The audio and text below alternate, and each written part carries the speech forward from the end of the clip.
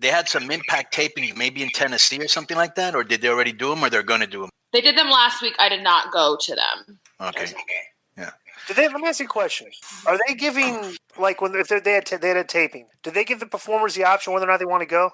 Yeah, they asked me if I wanted to go or not and stuff. Did you decline? I just said that I didn't feel comfortable and stuff, and California's rules are, like, stricter than other places, and so it kind of just freaks me out.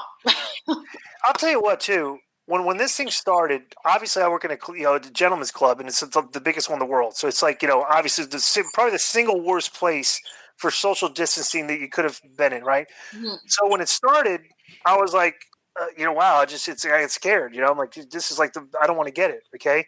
And because like I said, there was a guy on that guy who's that politician that has the eye patch, that Dan Crenshaw. He said, like, if you look at it like it's a military operation, it's like this thing kind of hit us like you're on patrol, and the next thing you knew, we were like we were in a firefight, like everybody's shooting at us everybody got scared and we retreated. And it's like, it was funny too, because at our club, it hit so fast because like one night is like, you're watching the TV and next thing you know is like in the middle of the game, the NBA season got canceled. And that was like, you were like, wow, that's what scared me. I was like, holy cow, this is like, we didn't really know anything. Like, we didn't know what the numbers would be like. And it just felt like very, very uneasy and uncomfortable. You know? And like we did it at the Atlanta tapings the first week of March, I believe that was. And then that was fine. And then on the 11th of March, I wrestled in LA at Bar Wrestling. Mm-hmm. And then it was like the next day they were like, gyms are closed, restaurants are closed. And it went like in a 12-hour period. It went from like normal. Yeah. I was wrestling. And like, I remember that night I was like, let's not like wrestle in the crowd. Let's like keep it in the ring. Yeah. We didn't know. We didn't know. And then like literally in 12 hours, I was like, oh my God, like what's happening? And then everything just progressively started getting canceled. And I was like working on different TV projects outside of wrestling in LA, and those all got put on hold and postponed. Like, it's just like everything here changed. And I feel like other states were slower to react compared to California. But I mean, I'm safe. I'm good. I'm trying not to go nuts, and I'm trying not to develop a drinking problem. Too late on that one. Wait 1 second. I just bought probably these big bottles of Evan Williams the other day. It's like I'm drinking bourbon every night. It's like, I'm with my mom, so I'm getting good food every night. So I came back to Atlanta to stay with my mom during this. But it was like, well, let me ask you a question. So now you see like, one WWE person, what an on-air talent, nobody's wrestled. Like, there's been a lot of this interaction. Guys, nobody's gotten it. We're very healthy. We're all, especially professional wrestlers. We all train. We're suffering and all that and everything. Do you feel like would you do it now?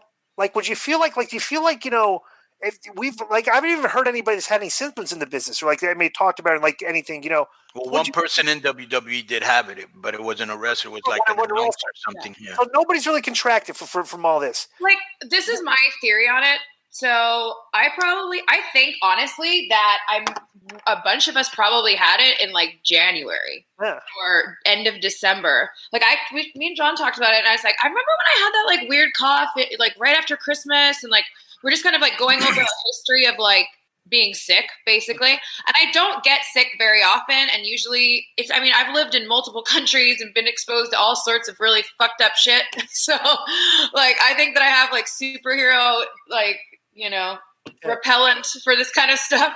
But like, honestly, I feel like I traveled every single week, multiple days of the week, in and out of everywhere, states, countries, Canada and Mexico and the US for the last however many years. And so, I think probably a lot of us have had it more than we actually think. And I'm very looking forward to the day when we can have like the antibody tests for everybody to kind of. Here's the thing, Taya. When like March 13th, we had a show in TJ. It was like the last weekend you could do anything there. Yeah. And you know how the Mexicans are. They don't give a fuck and they don't really pay attention to anything. Everybody wanted to hug me. And I was like giving him the Heisman stance. I was like, yo, you need to stay like really far. And I just kept thinking, I was very scared because I have underlying conditions. So I'm very susceptible. And I was thinking, fuck, I just want to get out of here. And I'm not leaving my house till this shit's over. And I pretty much have been here for like almost a whole month. You know what I'm Yeah, saying? like I've been here for a month. John has obviously has gone to work and stuff and come back, and we're doing really good and staying healthy, and we have a home gym, so we can really just kind of continue on our. You're lucky. Yeah. Yes, that's it. Oh my god. We bought some stuff at right when the gyms closed immediately because we have had like a pretty little good setup or whatever, but then we immediately bought some extra things and we got them delivered. So we're going a little crazy. Yeah, but so our routine is just ruined. And I just try to keep myself busy. So I don't talk about this a lot, but I've been in school since February, so I went back to school. So that's what do you study? I'm a fashion major. Oh, really? Yes. Interesting. Fashion merchandising. So I want to start my own clothing brand eventually. Mm-hmm. I could use someone to organize it and do it, but I actually wanted to learn about the business itself. So that's really kept me busy, and then working out. And then we decided to get this. So this is, keeping me in line. And then, I drink wine and on my Zoom happy hours with all my girlfriends. Let me ask you about that. So you obviously you know a lot of the girls in the business, okay? And they had that. I guess the whole thing started. This whole Ronda Rousey thing, right? Mm-hmm. And it started. I guess a lot of the girls. Was that what they were doing? They were doing a Zoom. Honestly, I don't really know the exact details of it. I've just kind of sporadically seen some things on Twitter. Yeah, it was disco. I know that there was a interview like this, a kind of podcast thing or an interview or a Zoom thing that was recorded, and they all knew I think that it was recorded, but I'm not 100. I don't know. Yeah, it was Nia, the Iconics, and some other. I can't remember who else was on it, but yeah, it was a Zoom thing on one of their Instagram. And what happened? I don't know the story. What happened? Well, this whole Ronda controversy that we talked about with her tweets and whatnot, but before that, Nia on this video started telling a story about how someone that she wouldn't name kept hurting Alexa Bliss with headlock takeovers, and how she had to go up to her in the locker room and set her straight or complain or whatever it was, and go to the office and complain. And the idea was that it was Rousey she was talking about. This was about 2 days before Ronda started talking her shit. So, but that was Nia that said that. Well, just this is why I bring it up too. Hold on. You ready? Uh-huh. Yeah.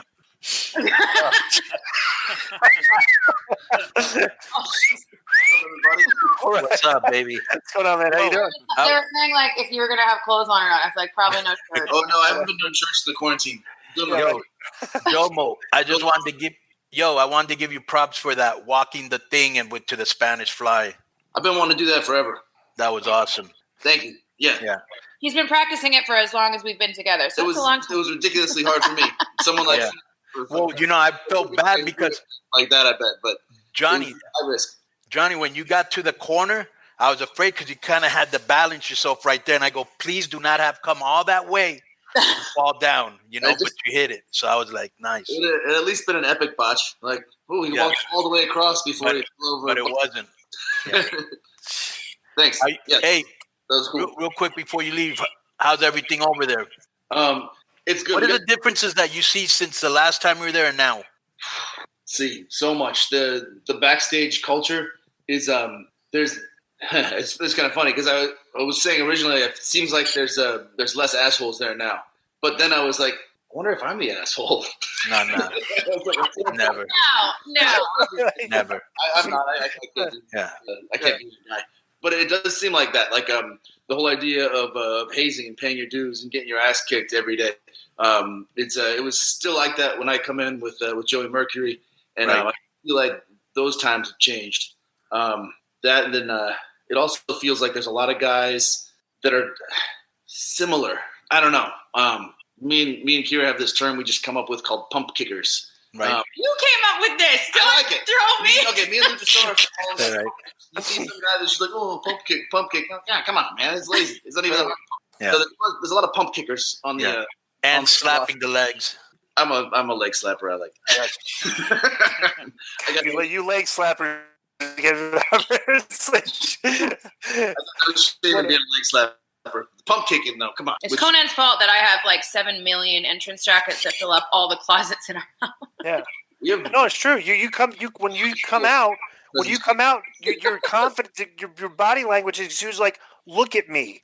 A lot of these other guys that come out, it's like, they No, kind of but just rush the to the biggest ring thing- and stuff like they don't. Here- It's like they just want to get to the ring and start working. So here's the biggest thing about Taya and John individually and collectively. When they come out, and this is really all it is, when they come out, they look like stars. Mhm. There's no doubt what, with the glasses and the studded thing, and her with the Sleeping Beauty Yeah. Cinderella thing and the wrapping it around, and the inside is really nice. Yeah.